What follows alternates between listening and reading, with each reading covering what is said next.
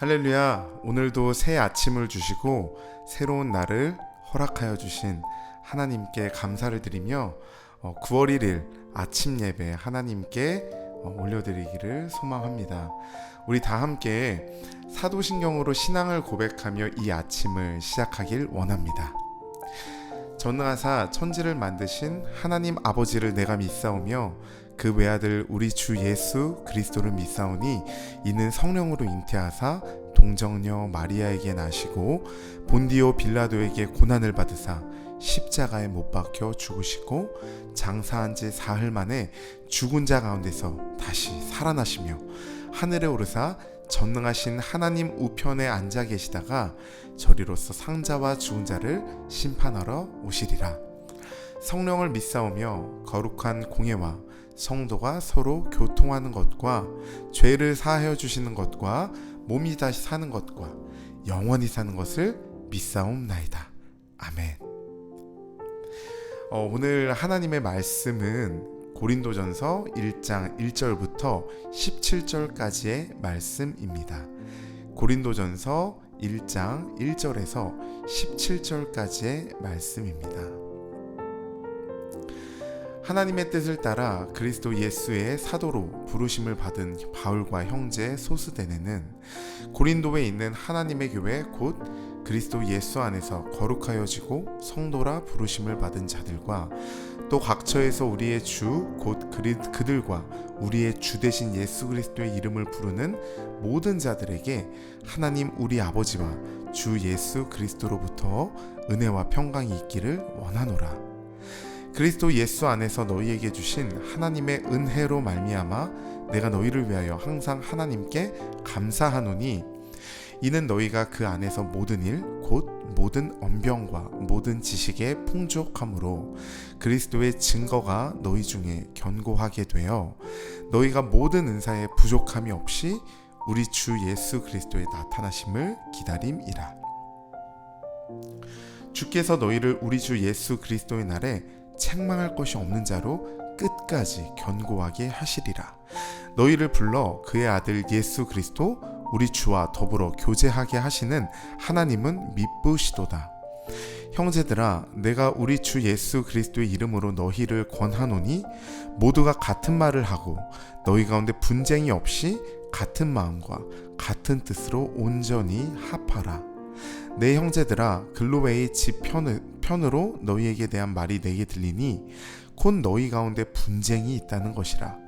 내가 이것을 말하거니와 너희가 각각 이르되 나는 바울에게, 나는 아볼로에게, 나는 게바에게, 나는 그리스도에게 속한 자라 한다는 것이니 그리스도께서 어찌 나뉘었느냐? 바울이 너희를 위하여 십자가에 못 박혔으며 바울의 이름으로 너희가 세례를 받았느냐? 나는 그리스보와 가이오 외에는 너희 중 아무에게도 내가 세례를 베풀지 아니한 것을 감사하노니 이는 아무도 나의 이름으로 세례를 받았다 말하지 못하게 하려 함이라. 내가 또한 스데바나 집 사람에게 세례를 베풀고 그 외에는 다른 누구에게 세례를 베풀었는지 알지 못하노라.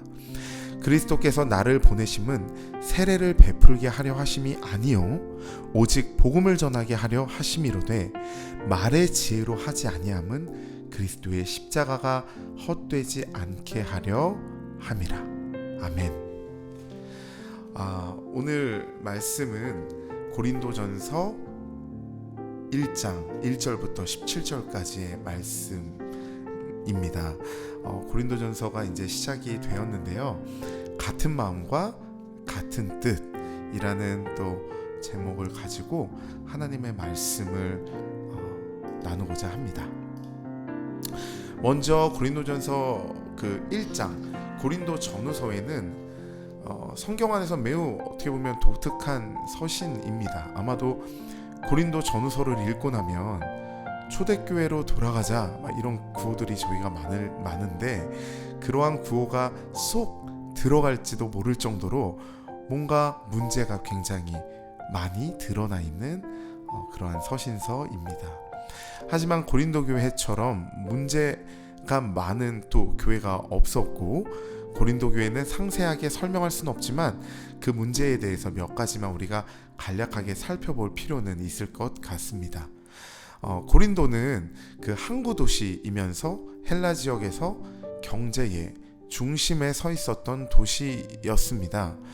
이 항구 도시에 많은 것이 이제 세 가지가 있는데, 첫 번째로는 술집이 굉장히 많죠. 바다에서 일하는 사람들은 육신적으로 아주 피곤하고 그래서 술을 자주 마시게 됩니다. 두 번째는 사창가가 많이 있습니다. 이 고대 세계에서 술과 그런 어떤 성적인 또 문화들, 뗄래야 뗄 수 없는 관계가 있었습니다. 그리고 세 번째는 점집이 굉장히 많다고 합니다. 배를 타고 나가야 하는 이들에게 이 다음이라는 단어가 많이 쓰였는데, 그 단어는 행운의 단어인 동시에 미지의 단어였다고 하죠. 바다로 나가면 언제 죽을지 모르기 때문에 이러한 독특한 특징을 갖고 있었던 항구 도시였던 고린도, 그리고 특별히 이 고린도 교회는 너무나도 세속적일 수밖에 없는 동시에 또 상당히 영적인 성향이 함께 공존했던 그러한 교회라고 이야기하고 있습니다. 많은 학자들이 이제 간과하고 있지만 매우 중요한 사실 한 가지가 있는데, 그것이 바로 지식과 철학입니다. 이 헬라 지역은 고대로부터 그리스를 중심으로 철학이 굉장히 많이 발달이 되어 있었는데요. 비록 초대교회 당시는 그리스 지역보다는 소아시아 지역으로 많이 옮겨갔지만 그래도 이 철학의 강력한 영향력 아래 있었다고 하죠. 또한 항구 도시이기 때문에 굉장히 많은 정보들이 이 고린도에서 오가고 있었습니다. 그래서 요즘처럼 육로나 인터넷이 발달한 이 시대에는 훨씬 더 약할 수 있지만 고대 세계에는 대부분의 정보나 교통이 배를 통해서 이루어졌기 때문에 고린도 교회는 고린도가 갖는 다양한 특성과 이런 복합적인 성향들을 그대로 품고 있었던 교회라고 볼 수 있습니다. 이 고린도 교회 안에는 이 고린도 지역이 아주 지나치게 닮아 있었습니다. 그래서 부유한 사람, 가난한 사람들과의 갈등이 늘 있었고, 또 성적인 문란함으로 인해서 이제 교회가 많이 고통받고 있었다고 합니다. 또한 헬라 철학의 영향을 받아 잘못된 영적 지식으로 인한 교회가 굉장히 혼란에 많이 빠져 있었죠. 한 가지 예를 들면 육적인 것을 악하거나 열등한 것으로 보았던 헬라 철학의 영향으로 부활로 다시 몸을 입고 살아난다는 것을 부정하는 굉장히 많은 사람들이 이 고린도 교회에 있었다고 합니다. 그래서 먼 이야기지만 고린도전서 15장에는 바울은 이제 부활의 성경적 타당성과 진실성을 열정적으로 이제 변호하고 있는 또 장이 나오고 있습니다. 이러한 상황들을 염두에 두고 저희가 고린도 전후서를 살펴보면 굉장히 많은 도움이, 그 성경에서 바울이 또한 말씀하시고 계신 게 어떤 것인지 이해하기에 조금 더 편할 것 같습니다. 이 고린도 교회는 2차 전도 여행 중에 세워진 교회입니다. 바울이 아덴에서 전도한 다음 고린도로 향하게 되죠. 이곳에서 본도에서 온 유대인 사람인 브리스길라와 아굴라를 만나게 되고, 고린도 전후서는 3차 전도 여행 기간 예배소에 머물 때 기록된 것으로 추정이 됩니다. 이제 말씀을 한번 좀 보면요, 그 1절에서 3절까지는 바울이 우리 성도들을 향한 인사와 자신에 대한 이야기를 하고 있습니다. 편지를 시작하면서 바울은 자신의 사도직을 변호합니다. 1절에 보면 그리스도 예수의 사도로 부르심을 받은 바울이라고 이야기하고 있습니다. 앞으로 살펴보겠지만 고린도 교회 안에서 바울의 사도직은 매우 중요한 이슈가 되는 것으로 끊임없이 나오고 있습니다. 또 2절에서는 고린도에 있는 하나님의 교회에 문안합니다 라는 표현이 있는데, 2절 중반에 성도라 부르심을 받은 자들이라는 표현을 하고 있죠. 그래서 고린도 전서를 읽다 보면 과연 이 사람이 하나님의 백성들이 맞는가, 예수를 따르고 있는 이들이 맞는가 싶을 정도로 극도로 타락한 삶을 살았던 이들이 있고, 그럼에도 사도 바울은 그들을 향하여 하나님의 선택받은 또 거룩한 성도라고 부르고 있는 것이죠. 죄를 여전히 품고 있는 자들을 향해 말하는 것이 아니고 하나님께서 우리를 주님의 사람으로 끊임없이 다루어 가시고 이끌어 가신다라는 그 믿음 때문에 그렇게 성도라 이렇게 칭해 주신 거겠죠. 저도 교회에서 성도라 이렇게 불리움을 받고 있지만 그렇다고 해서 완전히 제가 하나도 죄를 짓지 않고 거룩하게만 살아간다고는 절대로 자신 있게 말할 수 없습니다. 그러나 예수 그리스도의 십자가의 은혜 때문에 그 은혜 때문에 또 성도라 불리울 수 있는 거죠. 그리고 날마다 또 거룩한 하나님의 백성으로 살기 위해 발버둥치며 기도하며 하나님의 도우심을 구하며 나아가는 것이 우리 성도의 또 삶이 아닐까 생각이 되어집니다. 이제 4절에서 9절까지의 내용으로 넘어가면 이 바울이 고린도 교회를 향한 감사를 표현하고 있습니다. 이 5절에서 모든 언병과 모든 지식에 풍족하다라고 이야기하고 있고 7절에서는 모든 은사에 부족함이 없다라고 이야기합니다. 또 7절 후반부에서는 간절히 주의 강림을 기대하며 살아가고 있다고까지 이야기합니다. 앞으로 이곳에서 언급한 다양한 은사와 지식들에 대해서 설명을 해 나가겠죠. 이러한 정황을 본다면 고린도 교회는 초대교회의 그 어떤 교회보다 많은 혜택과 사랑을 받은 교회였습니다. 그럼에도 불구하고 그들은 결코 다른 교회에 비해 거룩하거나 정직한 삶을 살지는 못했습니다.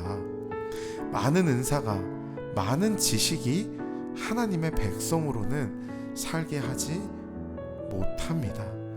우리 안에 예수 그리스도를 향한 간절함, 갈급함, 그리고 그 사랑, 먼저 받은 그 사랑을 내가 깊이 깨닫고 나 또한 그 사랑을 전하고자 발버둥치며 사는 그러한 삶이 우리에게 필요한 삶의 태도라고 생각되어집니다. 이제 10절로 넘어가서 이제 10절에서 17절까지는 고린도 교회 안에 있는 분쟁들에 대해서 이야기합니다. 첫 번째 분쟁은 자신의 성향에 따라 추종하는 사람이 달랐다는 것입니다. 누구는 바울에게, 누구는 아볼로에게, 누구는 베드로에게, 누구는 이것도 저것도 아닌 그냥 순수하게 그리스도에게 속했다고 자랑했습니다. 바울을 좋아하고 아볼로를 좋아하는 것은 문제가 되지 않습니다. 하지만 고린도 교회는 자신들이 좋아하는 것은 절대시하고 다른 사람에게 강요했던 것으로 보입니다. 그래서 11절 후반부에 너희 가운데 분쟁이 있다라는 표현, 이 논쟁, 다툼이란 뜻을 갖고 있는 표현을 사도 바울은 사용하고 있습니다.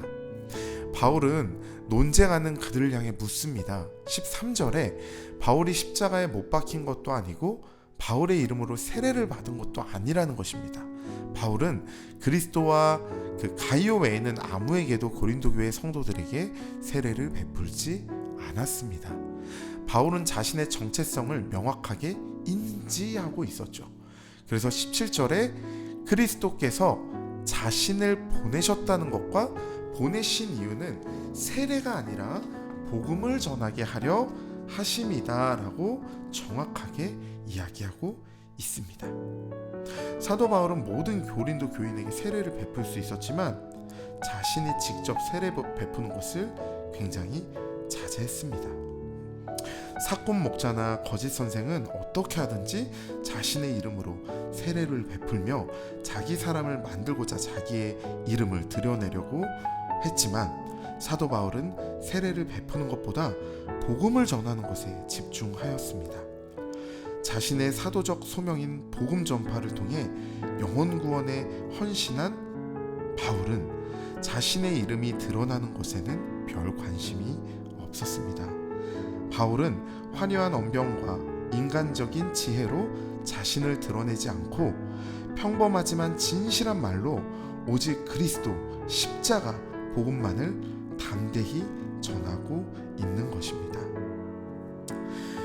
우리가 공동체의 유익을 위해 좋은 일이라도 내가 자제하고 또 절제해야 될 일은 어떤 게 있을까 한번 좀 고민해보는 시간을 가졌으면 좋겠고요. 그리고 복음을 전하는 자, 그리고 내가 드러내야 할 나의 죄와 하나님의 그 사랑과 은혜가 무엇인지 우리가 함께 고민하는 시간을 좀 가졌으면 좋겠습니다.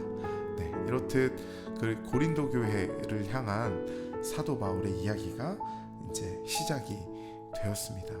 그럼에도 이 전체적인 말씀 안에